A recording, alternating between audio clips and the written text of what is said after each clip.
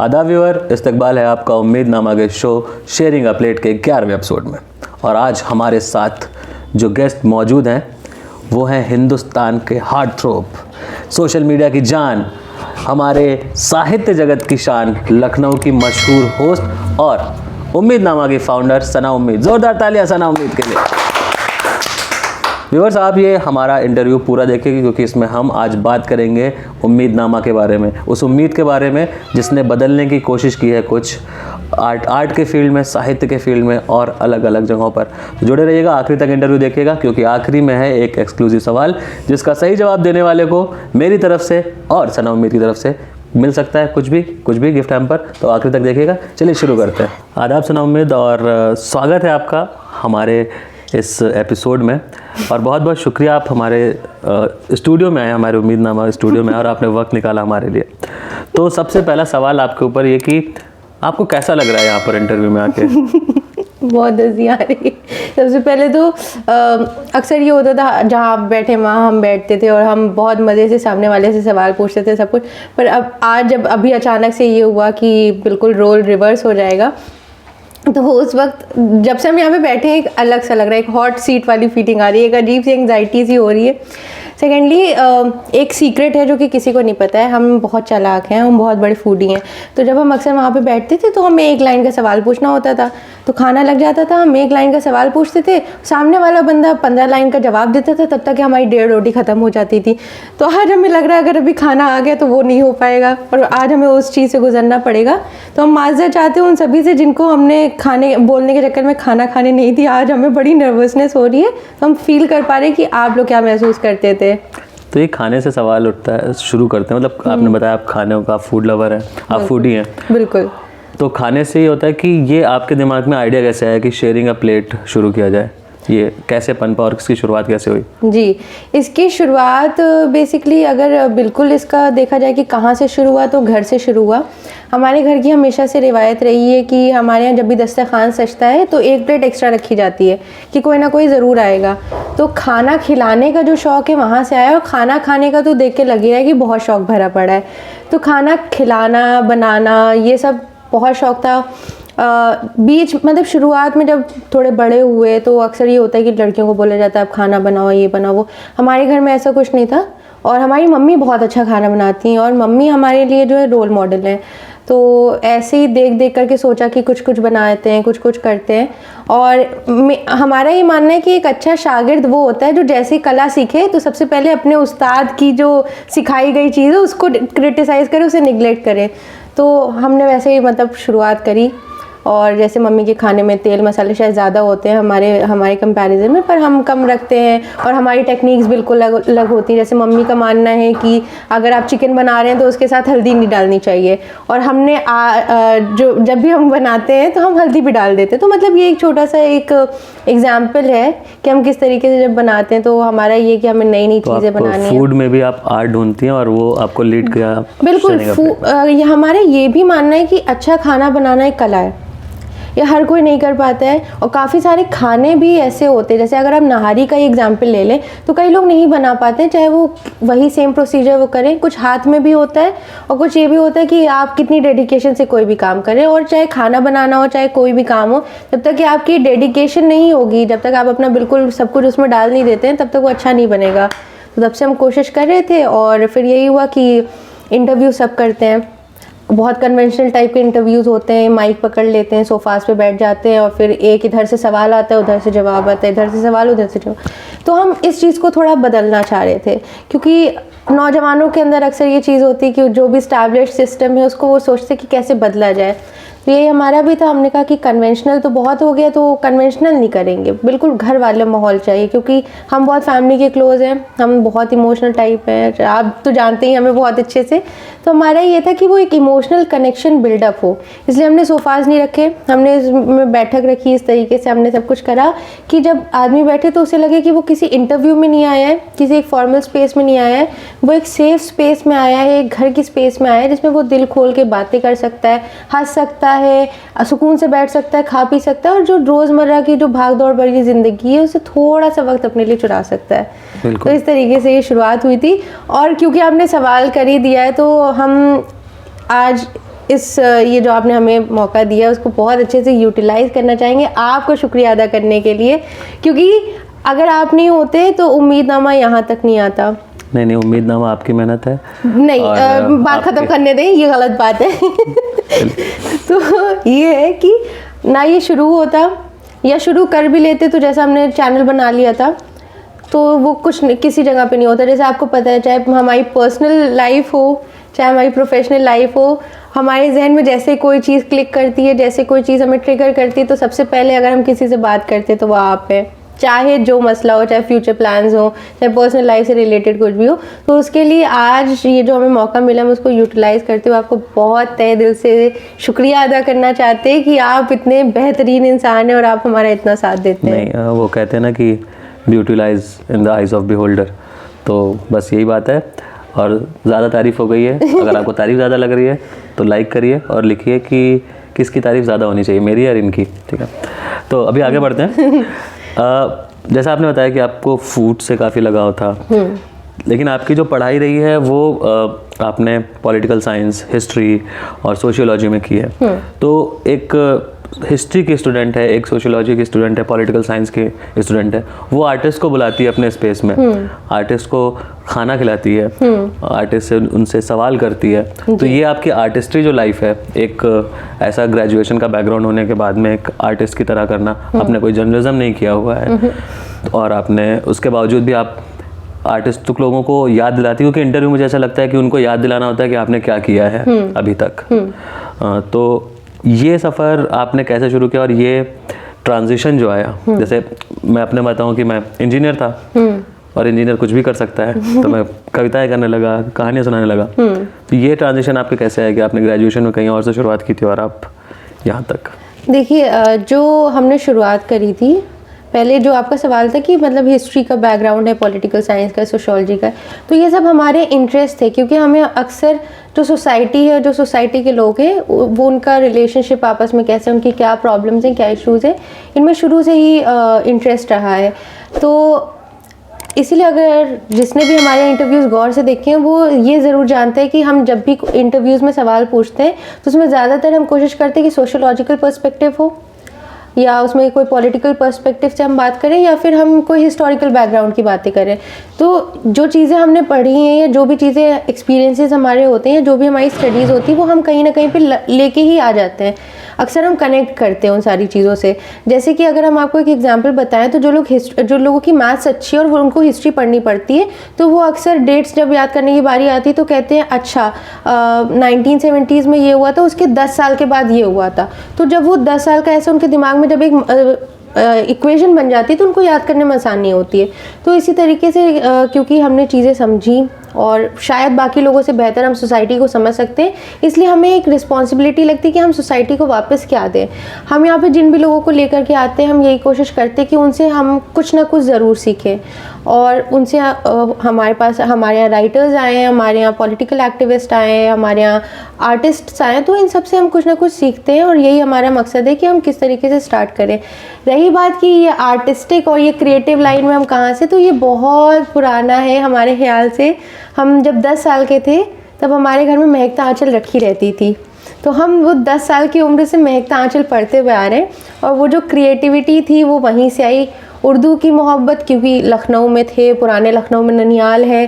दूसरी चीज़ ये कि महकता आंचल में भी उर्दू होती, फिर जो रिलीजियस हमारे जो स्क्रिप्चर्स हैं उसको भी उर्दू होती है। तो उर्दू इतनी अच्छी लगती है, इतनी खालिस, इतनी प्यारी ज़बान लगती है कि दिल करता है उसको। और फिर लोग कहते हैं अरे आप लखनऊ से, आप तो हर बात में शेर कहते होंगे। तो ये आइडेंटिटी को अपनी बचा के रखना भी एक ज़िम्मेदारी होती है, और यही है कि इसीलिए हम कोशिश करते रहते हैं कि हम नई नई चीज़ें सीखें, पढ़ें। हमें भी बहुत अभी करना है, अभी हमने कुछ भी नहीं करा है, और इतना तो कुछ नहीं करा है कि आप आज हमारा इंटरव्यू ले रहे हैं, पर बहुत बहुत शुक्रिया कि आपने सोचा है ये करने के लिए, और ये पूरा आप ही का आइडिया था, तो उसके लिए भी बहुत बहुत शुक्रिया। नहीं, इंटरव्यू तो बहुत ज़रूरी था, और हाँ, आप लोगों ने अगर बाकी इंटरव्यूज़ नहीं देखे तो ज़रूर देखिएगा। आपको हमारे चैनल में जाके कई सारे बहुत अच्छे अच्छे इंटरव्यूज़ हुए हैं, आप जाके उसे देख सकते हैं और काफ़ी कुछ सीख सकते हैं। जैसा सना ने कहा कि हमेशा इंसान को सीखते रहना चाहिए, किसी से भी आप कभी भी कुछ भी सीख सकते हैं। और बहुत ज़रूरी भी होता है कि एक आर्टिस्ट से उसके बारे में जानना, उसकी जर्नी को जानना, बिल्कुल। उससे बहुत इंस्पिरेशन भी मिलती है। जी बिल्कुल, आपने सही कहा। एक बात हम और ऐड करना चाहेंगे कि अक्सर जो कन्वेंशनल इंटरव्यूज़ होते हैं उसमें लोग आते हैं, बातचीत करते हैं, तो आपने ये करा, आपने ये मूवी बनाई तो कैसा रहा, आपने इस जगह पे आपको ये अवार्ड मिला तो कैसा रहा, इस तरीके की बातें होती हैं। पर कहीं ना कहीं पे जो वो अंडरलाइन में जितना भी उनकी स्ट्रगल रही है कि वो किस तरीके से उन्होंने शुरुआत करी, कोई पॉलिटिकल एक्टिविज्म में कैसे आया, किसी ने आर्टिस्ट्री कैसे ज्वाइन करी, और फिर जब उसने अगर जैसे कोई प्ले कर रहा है तो फिर प्ले में उसने क्या क्या स्ट्रगल करा और किस तरीके की परेशानियाँ झेलनी पड़ती हैं। तो हम लोग बहुत ज़्यादा ये जो सिल्वर लाइनिंग वाली बातें होती हैं ये करते हैं, पर जो मेन स्ट्रगल होती है, जो इंसान को वो इंसान बनाता है, हम लोग उसकी बातें नहीं करते हैं। तो हम यही कोशिश करते हैं कि जितनी ज़्यादा हो सके हम उस इंसान की जो पर्सनल स्ट्रगल्स हैं उसको भी सामने लेकर के आएँ, ताकि लोगों को ये ना लगे कि कोई भी चीज़ बहुत आसानी से मिल गई, कि कोई प्रिविलेज नहीं होता है, सबके प्रिविलेजेस की भी अपनी अपनी एक लिमिट होती है। तो वो स्ट्रगल करनी पड़ती है, हर किसी की अपनी स्ट्रगल्स होती हैं, हर कोई अपनी स्ट्रगल करता है, और हर किसी की जो स्ट्रगल्स होती हैं वो बिल्कुल मुख्तलिफ होती है, बिल्कुल यूनिक होती हैं एक दूसरे से। तो स्ट्रगल करना बहुत ज़रूरी है और उस स्ट्रगल को एंजॉय करना बहुत ज़रूरी है, क्योंकि यदि आप अगर जो आपकी स्ट्रगल अगर आप उसको एंजॉय नहीं कर रहे हैं तो फिर आपको उसके जो रिजल्ट आएगा उसमें भी मज़ा नहीं आएगा, क्योंकि आप थक चुके होंगे। लेकिन अगर आप वही जर्नी को शुरुआत से लेकर के अगर आप उसको एंजॉय करते आ रहे होंगे, जैसे टीएमपी आज जिस मुकाम पे है वो हमेशा से नहीं था, आपने भी शुरुआत कहीं से करी और उसमें काफ़ी बार अप डाउन्स हुए होंगे, काफ़ी बार बैकलैशेस मिले होंगे, पर उसके बाद भी आपको क्योंकि मोहब्बत थी क्रिएटिव लाइन से तो आप करते रहे, और आज जहाँ पे आप उसको भी इंजॉय कर पा रहे हैं जस्ट बिकॉज आपने वो स्ट्रगल भी इंजॉय करी, और अब ज़्यादा मज़ा आता होगा और ये रहता होगा कि अब आगे करना है। लेकिन अगर आप वही स्ट्रगल में थक जाएंगे तो फिर आप आगे नहीं कर पाएंगे, और एक आप कहेंगे बस अब बहुत हो गया, इतने में हम सेटिस्फाइड हैं। तो ये चीज़ है कि स्ट्रगल हमेशा करते रहनी चाहिए। और हम अपने मुद्दे से उठ के कहीं और पहुंच चुके हैं और ये सना स्पेशल है, और सना स्पेशल को करने के लिए आप बेगम जान नाम से इन्हें फॉलो कर सकते हैं इंस्टाग्राम पे, और मुझे टीएमपीएन मोहित। हाँ, तो ये नहीं प्रमोशन करते रहना चाहिए, बिल्कुल बिल्कुल बहुत ज़रूरी है। और आपसे मेरी और आपकी मुलाकात हुई थी एक इवेंट से, और मैंने आपको जाना था सबसे पहले एक शायरा के तौर पे, एक लेखक के तौर पे, और फिर आपने वहाँ से एक कंपनी के लिए क्रिएटिव राइटिंग भी करी, फिर वहाँ से आप यूट्यूब की तरफ आई, तो आपका खासा लगाव रहा है क्रिएटिव तौर से। तो आप अपने जो आपका सफ़र था, मतलब पहले आप लिखती थी, मतलब आपने शायरी लिखी, नज़में लिखी और बहुत खूबसूरत लिखती थी, फिर आपने उससे क्रिएटिव लाइन में आई, फिर यूट्यूब पर आपने भी काफ़ी कुछ शुरू किया था अपने उम्मीदनामा चैनल पर। तो ये जर्नी का शिफ्ट क्या था? क्या आपको आप अपने इंटरेस्ट को एक्सप्लोर करना चाह रहे हैं, अपने आप को एक्सप्लोर कर रहे हैं, या फिर ऐसा कि यार वो ट्राई किया उसमें मज़ा नहीं आया तो उसमें जा रहे हैं? तो ये क्या चीज़ है? नहीं, ऐसा तो नहीं है कि मज़ा नहीं आया, क्योंकि हम जो करते हैं वो इस लेवल का करते हैं कि हमें बहुत मज़ा आता है, और जो हमें देखते हैं उसको भी बहुत मज़ा आता है। तो ऐसा नहीं है कि मज़ा नहीं आता है। पर जब हम शायरी कर रहे थे तो काफ़ी सारे लोग जो शायरी करते हैं वो शायरी नहीं करते हैं, मतलब उन्हें नहीं पता होता है कि शायरी का बेसिक ग्रामर क्या है, और उनको लगता है कि ये ज़रूरी चीज़ें नहीं है, गैर ज़रूरी हैं।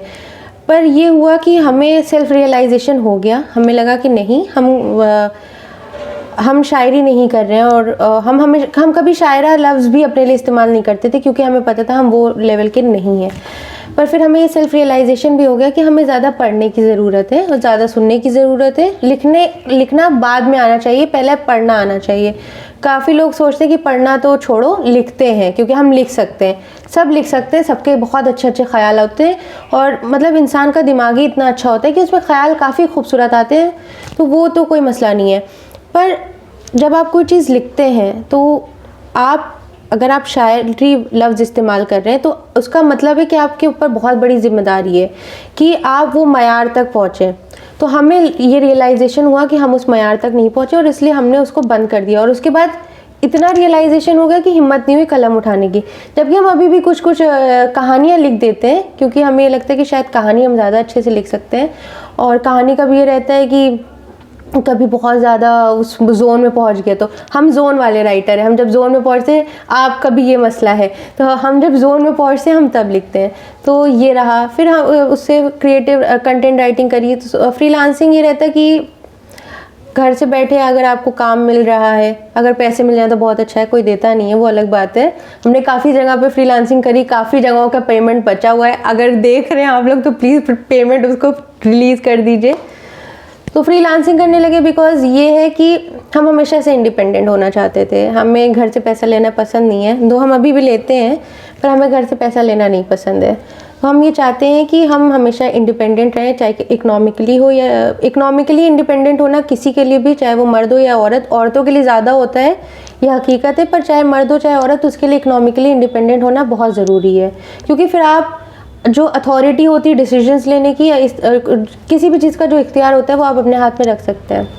हम यही चाहते थे कि हमें घर पे पैसा ना मांगना पड़े, क्योंकि हम भी मिडिल क्लास फैमिली से आते हैं और काफ़ी बार हमने तो नहीं करा, हमारे पेरेंट्स ने कभी हमें स्ट्रगल नहीं करने दिया, बट पेरेंट्स की स्ट्रगल की वो कहानी सुनते हैं क्योंकि घर में सबसे बड़े थे। तो हम इसीलिए कभी नहीं चाहेंगे कि हमारी वजह से हमारे पेरेंट्स को प्रॉब्लम हो। तो हमको घर पे पैसा लेना ज़्यादा पसंद नहीं, और जब हम लेते तो हमें बहुत ख़राब लगता है और हम उधार बोल करके लेते हैं कि हम आपको वापस कर देंगे ये पैसे।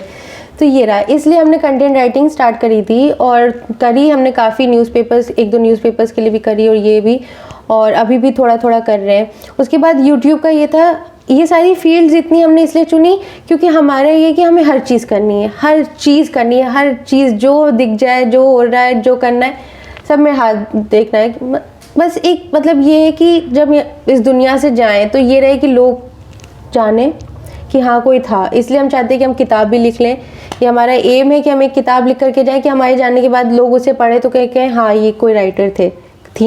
तो इस तरीके से। और दूसरी चीज़ ये कि हम एक ये चाहते हैं कि हम जब कहीं जाएं तो लोग हमें पहचानें। हम एक हिजाबी मुस्लिमा हैं, तो काफ़ी स्टीरियोटाइप्स होते हैं। जैसे कि अगर एक स्टीरियोटाइप के बारे में हम मतलब एक ऐसा स्टीरियोटिपिकल सिचुएशन के बारे में बताएं, तो हम एक दिन कैसरबाग जा रहे थे और हमें अमीनाबाद जाना था, तो कैसरबाग होते हुए जा रहे थे और हम पूरे नकाब में थे। हम बहुत मूडी हैं, जब हम मूड में होते तो पूरा नकाब पहनते, अदरवाइज़ हिजाब। तो हम नकाब में थे और हम LU से बैठे और हम अमीनाबाद जा रहे थे और हमारे साथ टैक्सी में 4 लोग और थे, जिसमें एक अंकल थे और 3 कॉलेज में पढ़ने वाली लड़कियां थीं। तो वो बार बार वो बहुत अलग नज़र से देख रही हैं और हम लोगों का ये होता है कि सिक्स सेंस जो होता है, पता चल जाता है कि कौन किस नज़र से देख रहा है। तो बहुत अजीबोगरीब नज़र से ऊपर नीचे देख रही हैं, अजीब सा मुँह बना रही हैं। पर हमारा ये कि क्या करना, हम अपना मोबाइल यूज़ करने लगे। थोड़ी देर के बाद कैसरबाग के पास जाम अक्सर लग जाता है गेट पे, तो वहाँ पे जाम लगा हुआ था। तो वो जो लड़की थी वो बार बार अपनी दोस्त से पूछी ये क्या है, मॉन्यूमेंट्स की तरफ इशारा करके कि ये क्या है वो क्या है। वो कह रही मुझे नहीं पता। अरे यार परेशान मत करो।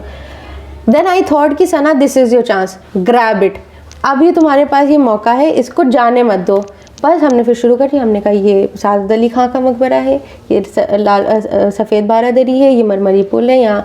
फिर हमने उसी से लखनऊ का जो कथक घराना था उसकी बातें करना शुरू कर दिया, इस तरीके की सारी बातें। And those girls were awestruck, वो बिल्कुल ऑ करके सुन रही थी। उसके बाद जब हमने ख़त्म करा तो she said thank you ma'am. मतलब वो हमें अर्न करनी पड़ी। और हमारे साथ यही अक्सर होता है, हम देखते हैं कि कोई इस तरीके से हमारे साथ सोच रहा है तो उसको उस वक्त तो कुछ नहीं कहते, बट उसके बाद में जैसे हमें मौका मिलता है हम उसको दिखा देते हैं कि हिजाब के अंदर क्या है। तो हम ये चाहते हैं कि एक जो स्टीरियोटिपिकल सोच है वो थोड़ी सी बैश हो कि फ्रीडम नहीं मिलता, काम नहीं करना है, कैमरे के सामने नहीं आना, इस तरीके की सोच एक तो ख़त्म हो। दूसरा हमारी एक पहचान हो और हम जैसे वैसे पहचान हो। ऐसा नहीं कि आप हिजाब उतार के आइए तो हम आपको रखेंगे और आप समझ रहे हैं कि हम क्या कह रहे हैं, तो ऐसा कुछ नहीं है। हम चाहते हैं कि जो हमारी पहचान है, हम कहीं जाएं तो लोग पहचाने, इज्जत करें, दैट्स इट बस। जैसा आपने बात करी इंडिपेंडेंस की, जी, आप आज़ादी पसंद हैं और तो आपकी एक अलग तरह की आज़ादी दिखती है सोशल मीडिया पे। उस आज़ादी के बारे में क्या मतलब, आपके ढेर सारे क्रशेज़ हैं, आपके बहुत सारे लोग दीवाने हैं जो कि सोशल मीडिया पे अक्सर दिख जाते हैं, आपके कमेंट सेक्शन में, आपकी पोस्ट पे, उसके पीछे का राज क्या है? मतलब ये कहाँ से आता है और ये क्यों है कि बहुत सारे लोग आपको पसंद करते हैं? मतलब आपके आशिकों को मैंने देखा था जब हम दिल्ली गए थे, मतलब वहाँ पे हम परफॉर्म करने के उससे गए, हम आर्टिस्ट हैं, वहाँ पे सना आई हुई है, सब सना से मिलने आए हुए हैं। तो ये आपकी जो आशिकों की लंबी फहरिस्त है, इसके पीछे का राज क्या है? और हमारे सारे व्यूअर्स जानना चाहते हैं क्या आप सिंगल हैं? ये हमारे आज का वो रखना चाहिए, इसका हम थंबनेल बनाएंगे कि क्या सना सिंगल हैं, ये आपके सभी आशिकों के लिए जो आपके सोशल मीडिया पे मौजूद हैं।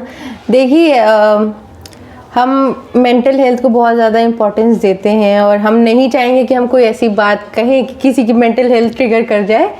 तो बस हम इतना कहना चाहेंगे कि फिराक साहब का एक शेर है कि सुनते हैं इश्क नाम के गुजरे हैं एक बुज़ुर्ग, हम लोग भी फ़कीर उसी सिलसिले के हैं। फ़कीर आदमी है, मोहब्बत का झोला उठा के किसी भी गली चले जाते हैं, बस ऐसा ही कुछ इसमें ख़ास नहीं है।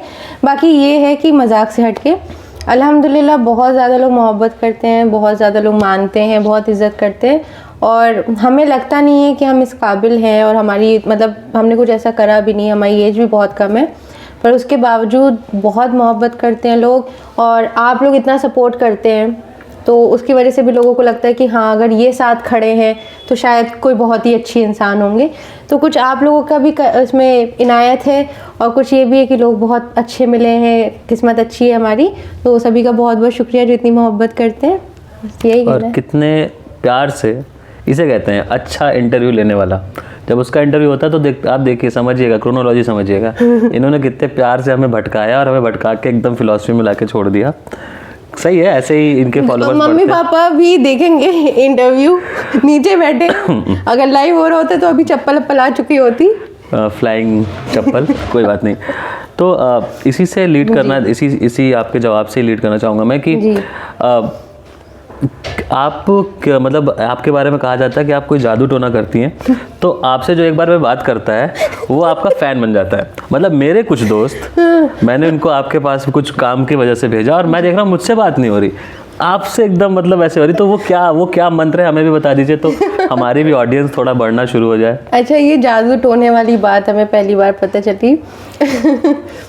अक्सर ये होता है, मतलब आपने एक मज़ाहिया सवाल करा था, पर इस पे हम थोड़ा सीरियस एक बात कहना चाहेंगे कि अक्सर लोग ये बोलते हैं अगर कोई लड़की किसी को इम्प्रेस करती है तो बोला जाता है जादू टोना करती है, अगर लड़का किसी को इम्प्रेस करता है तो वो बोला जाता है कि हाँ उसके अंदर ये कैपेसिटी है, वो ऐसा है, उसकी मतलब उसकी अपीयरेंस ऐसी है, समथिंग। तो ये तो एक सेक्सिस्ट सोच है और मतलब हम इसके लिए आपको कुछ नहीं कह रहे, ये कहीं से आया ही है और हम सबकी कंडीशनिंग वैसी होती है। ये आपको नहीं कह रहे, ये आपको किसी ने बोला है, ये शायद अगर वो सुन रहे तो वो सुन ले। बहरहाल मतलब एक लफ्ज़ों का भी इस्तेमाल करना बहुत ज़रूरी होता है। खैर, तो ये जादू टोने वाली जो बात है, ऐसा तो कुछ नहीं है। हम कभी किसी से ये सोच के बात नहीं करते कि हमें उसे मुतासिर करना है। हम जिससे बात करते हैं तो यही सोचते हैं कि बस मोहब्बत, अच्छे से बात करें। आप किसी से भी अगर आप प्यार से बात कर रहे हैं, अगर आपके अंदर कोई ईगो नहीं है, अगर आप किसी को ये नहीं सोच के बात कर रहे कि वो हमसे कमतर है, वो कुछ भी हो सकता है, वो बहुत मतलब चाहे सोशल स्ट्राटा में हो, चाहे वो किसी और स्ट्राटा में स्ट्राटिफिकेशन में हो सकता है, वो आपके नीचे भी हो। पर अभिषेक शुक्ला जो हैं, अभिषेक भैया, उनकी एक बात है जो हमें अक्सर याद है, उन्होंने इसी जगह पे बैठ कर के कही थी और मतलब ये था कि उन्होंने हमारी बिल्कुल सोच को लफ्ज़ दे दिए थे। तो उन्होंने कहा था कि एक अच्छा आदमी वही है जिसके पास अगर कोई बैठे तो वो ख़ुद को छोटा या कमतर ना समझे। तो हमारी बस यही कोशिश रहती है, घर से वही तरबियत मिली है कि जिससे मिलो बहुत मोहब्बत से बात करो। मतलब कभी कभार ये भी हो जाता है कि हम इतनी ज़्यादा मोहब्बत दिखा देते हैं कि लोगों को लगता है कि बहुत ज़्यादा हम इंट्रूड कर रहे हैं उनकी प्राइवेसी में, समथिंग या बहुत ज़्यादा उनसे मिंगल कर रहे हैं। तो जहाँ हमको ये लगता है फिर हम पीछे भी हट जाते हैं। पर हमारा ये कि हम बहुत जल्दी लोगों से इमोशनली कनेक्ट हो जाते हैं। मतलब हमारी आपकी शायद आज चौथी या पाँचवीं मुलाकात होगी, पर कोई मतलब हर कोई हमें मोहित की बहन के नाम से जानता है। तो आप मतलब ये चीज़ है कि हम बस यही चाहते हैं कि जिससे मिलें उससे खुश रहे, वो हमारे साथ, उसको किसी तरीके की तकलीफ़ ना हो, हम कोई ऐसी बात ना कहते जो उसे बुरा लगे। और इसकी वजह से सामने वाला तो मुतासिर हो जाता है, पर हमारे जहन पे भी बड़ा मेंटल स्ट्रेन रहता है कि कहीं हम कुछ बोल ना दें, कुछ बोल दिया तो रात भर याद रहता है। तो वो उसके साइड इफ़ेक्ट्स भी हैं कुछ। बिल्कुल सही बात कही आपने और ये बहुत ज़रूरी भी होता है, बी योर सेल्फ रहना। बिल्कुल। और आपकी एक और खासियत है जो मैंने महसूस करी कि आप बहुत मदद करती हैं लोगों की। आप जितना आपसे हो सकता है आप उतनी हेल्प करती हैं। आपने कहते हैं ना कि अपने दायरे से भी बाहर जाकर आप मदद करने की कोशिश करती हैं। तो कभी क्या ऐसा कुछ हुआ है कि आप ऐसे मदद करने के लिए निकले हो और उल्टा लेने के देने पड़ गए हो? ऐसा अक्सर होता है, जो ये मदद करने वाले लोग होते हैं। तो कोई ऐसा फ़नी सा किस्सा है कि आप मदद करने गए हो और आपका ही कहते हैं ना कट गया हो टाइप से? ऐसा तो कुछ फ़िलहाल याद नहीं आ रहा है कि हम किसी की मदद करने गए हों, वो याद नहीं आ रहा है। खैर, हम एक बात बताना चाहेंगे कि हम ना हमेशा से बहुत मतलब हम जब छोटे थे हम बहुत टॉम बॉयज थे, रात में 1-1, 2-2 बजे तक बाहर खेलना सब कुछ। तो हम बचपन के किस्से अगर पूछे जाए तो हम कई गिना सकते हैं, अगर बचपन के गई तो हम वो गिना दें। तो एक बार ना क्या हुआ था कि हम शायद 6th क्लास में होंगे और उस वक्त इतने हम टॉम बॉयज थे, किसी लड़के की हिम्मत नहीं थी हमसे आकर के बात कर ले। तो हुआ ये कि हमारा एक दोस्त था, उसका मतलब वो तो उसने क्या किया था कि कुछ बात हुई हमारी छुट्टी के टाइम पे, कुछ बात हुई, बहस ऐसी हुई हमारी, और उसने बैग हमारा ऐसे पकड़ के खींचा कि उसकी चेन टूट गई। हमें इतना गुस्सा आया, हमने उसका पूरा, उसने पाउच, मेरा जो पेंसिल बैग होता है ना पाउच, वो उसकी चेन तोड़ी थी। हमें इतना गुस्सा आया, हमने उसका बैग उठा के खिड़की के बाहर फेंक दिया था। और वो आज भी मिलता है तो वो कहता है यार तुमने मेरा बैग फेंका तो तुम कितनी बुरी थी।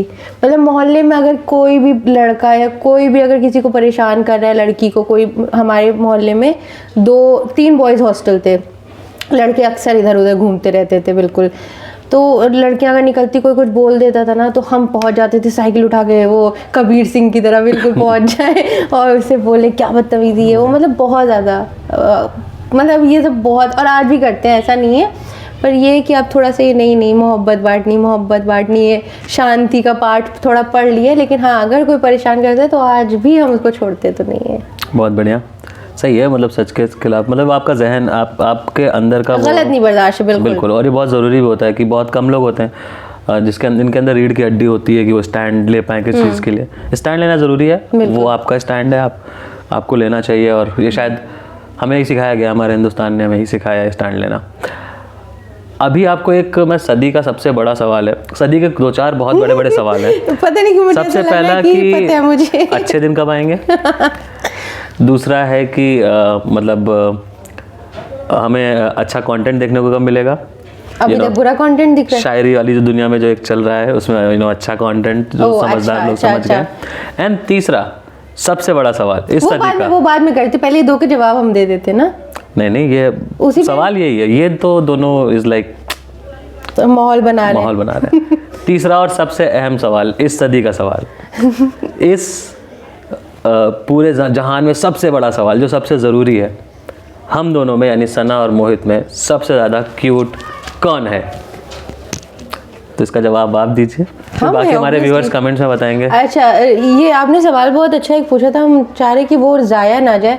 आपने पूछा था कि अच्छे दिन कब आएंगे, तो हमें ये लगता है चाहे इंडिया हो चाहे पूरी दुनिया में कोई भी कंट्री हो, अच्छे दिन तभी आएंगे जब हर कोई अपनी ये जिम्मेदारी समझ लेगा कि उसकी वजह से किसी दूसरे इंसान को किसी भी तरीके की तकलीफ़ ना पहुंचे।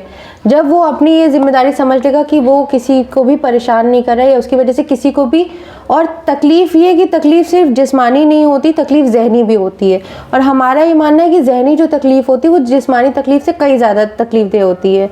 तो जब हमें ये लगेगा कि हमारी जिम्मेदारी कि हमारे सामने जो बैठा है या हमारे आसपास को जो भी है वो किसी भी तरीके से हमारी किसी बात से, हमारी किसी हरकत से या हमारे किसी भी और तरीक़ों से परेशान हो रहा है तो ना हो, या हम ऐसा कुछ ना करें कि वो परेशान हो। तो जब हम ये करने लगेंगे तो हमें लगता है कि अच्छे दिन आ जाएंगे जब हम एक दूसरे से मोहब्बत करेंगे, एक दूसरे से जब मिलेंगे तो ये नहीं सोचेंगे कि मतलब हम में तुम में ये अंतर है। जब हम एक दूसरे को इंसान की तरह समझने लगेंगे तब हमें लगता है कि अच्छे दिन आ जाएंगे। ये तो सवाल हमारे पहले सवाल का हुआ, लेकिन अभी भी जवाब हमें नहीं मिला है। हम दोनों में कमेंट सेक्शन में लिख करके बताइए कि सना उम्मीद बहुत क्यूट है, सबसे ज़्यादा क्यूट है। ठीक है, वो हम देख लेंगे, हमारे व्यूअर्स बता देंगे मैं क्यूट हूँ कि सना। ये पैसे नहीं देंगे, हम मिलेंगे तो बिरयानी खिला देंगे, में स्पॉट मिल सकता है आपको। तो इसी नोट पे जी आज का ये हम अपना इंटरव्यू ख़त्म करते हैं और आशा करते हैं आपका ये उम्मीदनामा का ये शेयरिंग अ प्लेट ऐसे ही बढ़ता जाए। बहुत बहुत शुक्रिया अपना वक्त देने के लिए, हमारे स्टूडियो में आने के लिए। बहुत बहुत शुक्रिया हमारा पूरा इंटरव्यू देखने के लिए। उम्मीद है कि आपको उम्मीदनामा का ये एपिसोड बहुत पसंद आया होगा। और हमारे साथ आज मौजूद थी उम्मीदनामा की फाउंडर सना उम्मीद। और ऐसे ही शानदार इंटरव्यू देखने के लिए हमें आप सब्सक्राइब कर सकते हैं, बेल आइकन दबाइए ताकि नोटिफिकेशन आपके पास सबसे पहले पहुँचे। और इस वीडियो को लाइक करिए क्योंकि लाइक करने से और ज़्यादा लोगों तक पहुंचती है। और शेयर करिए अपने दोस्तों को। और आज का जो हमारा सबसे अहम सवाल था उसका जवाब ज़रूर हमें कमेंट में दें। मिलते हैं अगले एपिसोड में, तब तक के लिए खुदा हाफिज़।